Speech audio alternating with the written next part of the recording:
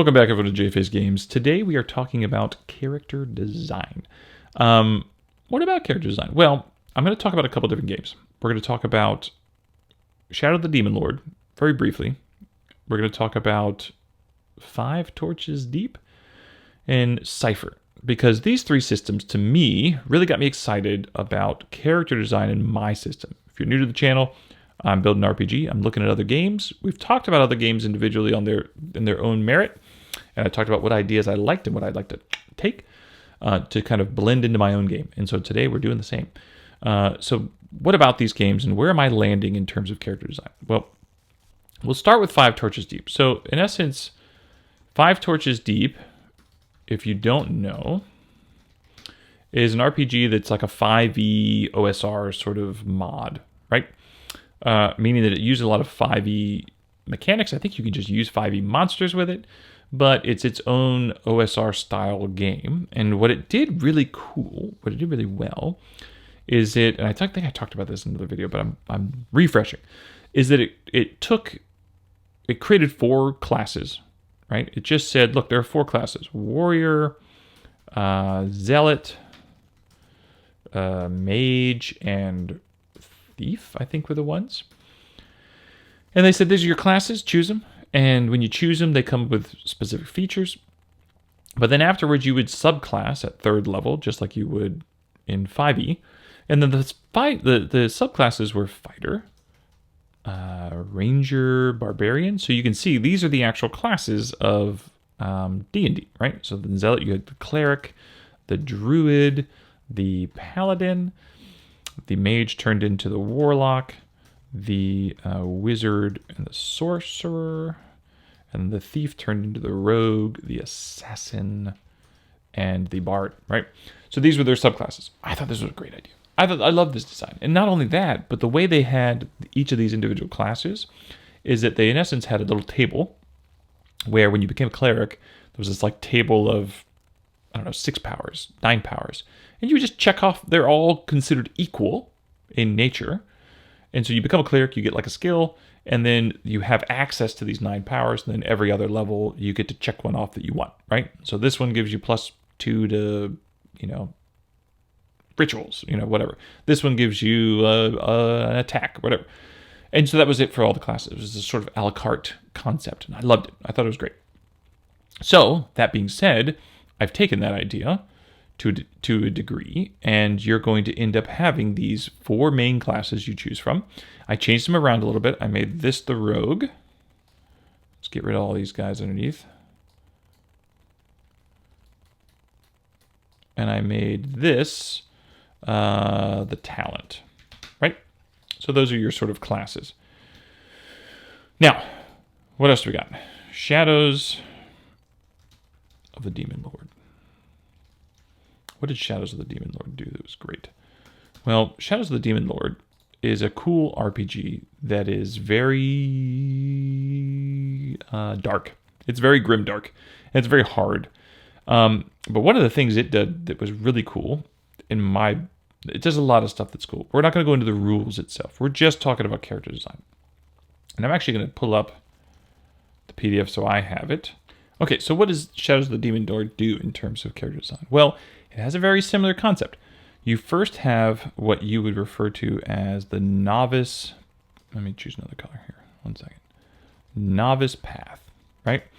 And so the novice path is you're going to either be a magician, a priest, a rogue, or a warrior. Seems similar, right? Same concept. This is giving you some sort of base power, right? And these base classes, you're going to end up with like a 1st level ability, then your 2nd level you're going to get something else, at 5th level you're going to get something else, etc. However, after you've chosen these paths, you then will get an expert path. And the expert path is something like you have paths of faith, which can be cleric, druid, oracle, paladin. You have paths of power, which are artificer, sorcerer, witch, wizard. You have paths of trickery, assassin, Scout, Thief, Warlock. I know there's so many. And then you have Paths of War, which are Berserker, Fighter, Ranger, Spellbinder. Now, what's really cool about this is these have no relationships technically to the novice paths. I can be a rogue who goes down a path of faith to have some sort of druid stuff, right? It goes wherever I want to go, right? So this is like it's not a subclass, it's more like a paragon path. If you go to like 4E, this is more like a paragon path that I can go down, right? Like this might be my class, and then I can have this possible paragon path. Well, then it gets even crazier, because after you've gone through all these, you end up with, I believe what are called the paths, or master paths. I'm not going to list this out, because master paths there are roughly 40 of them, right? I'll give you some examples though. They have paths of magic, which might be like a diviner, an enchanter, a healer, so it's very specific. Mage knight, necromancer. They have paths of skill, which may more be like a defender, a duelist, an engineer, a gunslinger, a gladiator. Like these are really cool conceptually, right? So I think that this is a really neat way of building your character class, or your character overall. And I think that the way it works is it's like, I'm looking to see if there's a chart here in terms of like what level you get what. But in essence, you might think of it as like, I think that it's like first and second level is your novice path. Your third level, you get an expert path. And then it's like third, you're getting expert. Fourth, you get expert. Fifth, you go back to novice. Sixth, you get expert. And then mastery class is only like, you get like 2 powers. You get like 7th and 9th or something, right? But they're very flavorful. So this is a really cool concept in terms of Shadow of the Demon Lord. They have a really neat little character design that I thought was really fun. Now, what about Cipher? So let's pare this down a little bit, and we'll go into Cipher real quick. So Cipher system, if you watched my creating a paladin video the other day, or a couple weeks back, what Cipher did really cool, which I think Shadow of the Demon Lord, you could almost pair them up in terms of Cipher system has this idea of you can look at these flavors, right? Like there's a description, a flavor, and an ideal or something like that. So when you're making your character, it becomes very descriptive. I am a scout who burns with passion and swords or something, right? And so what it is that, depending on what I've said, each one of those words or those like actions has a denote different powers that are associated with it, right? And so it's very fun to create a Cipher class. You should go watch the Paladin video I did before. It's very fun. And so I really liked the idea of the flavors, right? Because the flavors were, you've already got your class, and now you're taking this flavor that makes it your class a little more interesting, right? Just a little more interesting. It gives it some more of the powers. And this brings me to the idea behind my character design now. And I'm just going to go ahead and open up table of contents to the current rule set. So here's the table of contents. And if I come down here to character designs, right, you can see that I'm calling them classes, but the classes are warrior, zealot, rogue, talent. But the subclasses, I've tried to come up with my own names, right, that kind of invoke different things. And this page shows sort of like what's the overall feeling. So warrior, you have tacticians, furies, and seekers. Zealots, you have voices, justice, and keepers. Rogues, you have breeze, stalker, and muse. Talent, you have spark, shaper, and conduit. And there's little descriptions about what all those things are. Now, this is your class, and this is your subclass. So that means that first level, you're probably taking a class. Maybe second level, you're taking a subclass. Maybe third, somewhere out there. We'll figure it out. But then at some point in time, you're going to take a flavor, right? And so first off, your class is going to give you an ability or a feature, probably a way that you interact with talent, with teamwork points. And then your subclass is going to give you an option, like different different skills that you can now take. Think a la carte, like with 5 torches deep. But then you take a flavor, a personal flavor, and a personal flavor is going to be something very similar to Cipher. So if you look here, these are some, I just wrote down some examples of Cipher system personal flavors because I think they're fun, right? Name-wise.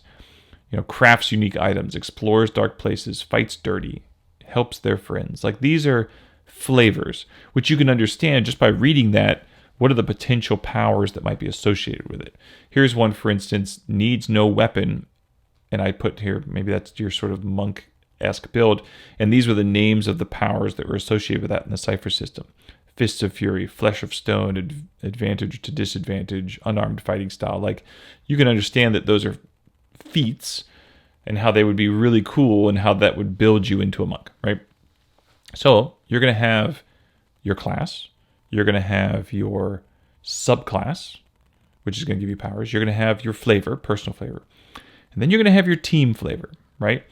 And what's a team flavor? Well, team flavors are at some point in time, you're going to take on what do you want your role to be sort of in the team, right?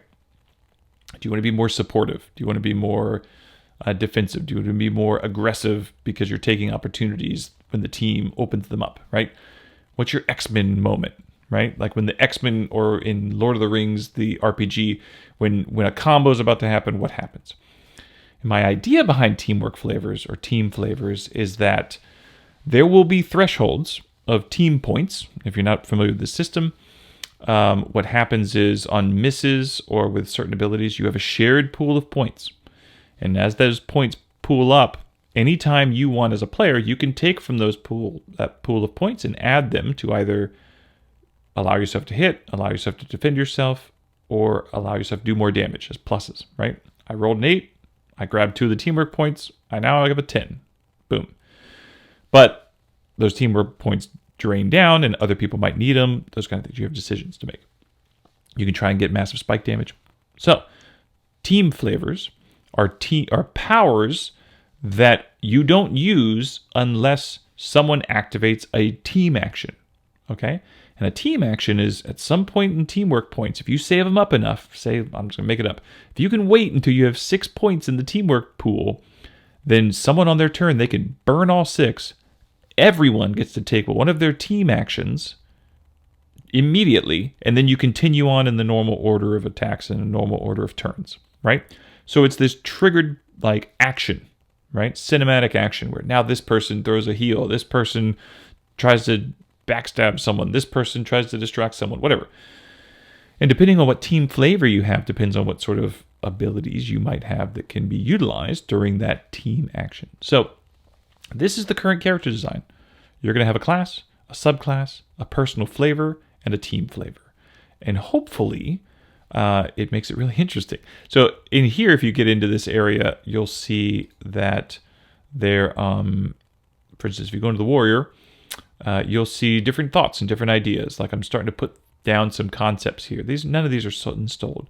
And you'll see down here, the tactician, you'll see thoughts on, different thoughts from whether it's from the game Dungeon World or from Cipher. You can see I just grabbed some of the Cipher things from Numenera, or powers from Quest, or different thoughts. And it's just getting ideas down of what would it look like to be a tactician? What would it look like to be a Fury? What would it look like to be a Seeker, right? What are the powers they would have? And, I got to whittle all this down into like maybe just 8 powers, right? Something simple, something quick, something evocative. And then the same goes for these, like, if you go into the talent. I personally love the Zealot just because I love the idea that if you're a Zealot to a god of some sort, that the voice is, the voice of that god. You act as their voice. You act as their justice, or you act as their keeper of knowledge, right? I just think those sound cool.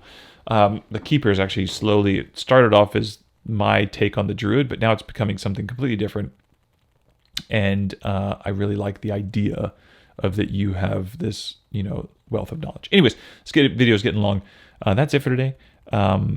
Feel free to like, subscribe, hit the bell, and join us as we continue to create an RPG. Jump in the Discord. Love to chat with you. See ya.